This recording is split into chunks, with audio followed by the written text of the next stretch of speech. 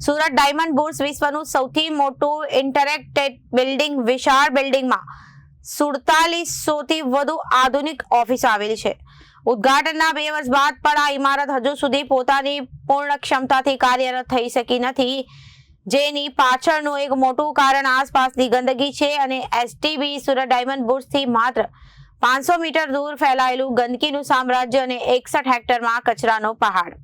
Surat diamond bourse વિશ્વનું સૌથી મોટું ઇન્ટરકનેક્ટેડ બિલ્ડિંગ અને વિશાળ બિલ્ડિંગમાં 4700 થી વધુ આધુનિક ઓફિસો આવેલી છે.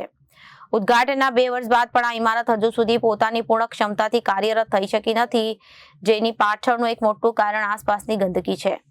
એસટીબી સુરત ડાયમંડ બુર્સથી માત્ર 500 મીટર દૂર ફેલાયેલું ગંદકીનું સામ્રાજ્ય, 61 હેક્ટરમાં કચરાનો પહાડ.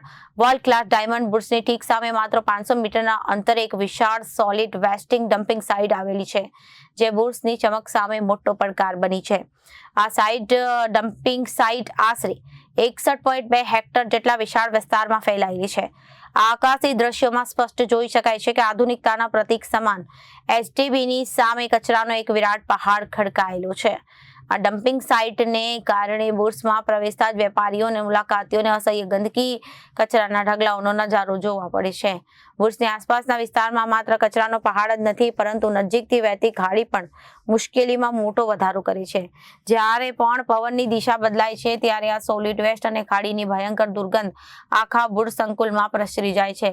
ડાયમંડ બુર્સની બારીઓ ખોલતા જ સામે કચરાના વિશાળ ગંજ દેખાય છે, જે આંતરરાષ્ટ્રીય સ્તરના વેપાર માટે યોગ્ય વાતાવરણ પૂરું પાડવામાં નિષ્ફળ રહ્યા છે. ગંધને કારણે અહીં લાંબો સમય રોકાવું વેપારીઓ માટે મુશ્કેલ બની રહ્યું છે. સુરત ડાયમંડ બુર્સના ઉદ્ઘાટનને 2 વર્ષ જેટલો સમય વીતી ગયો હોવા છતાં અંદાજે 80% ઓફિસો હજુ શરૂ થઈ શકી નથી. Reporter Arvind Rathod, Janadesh news, Surat.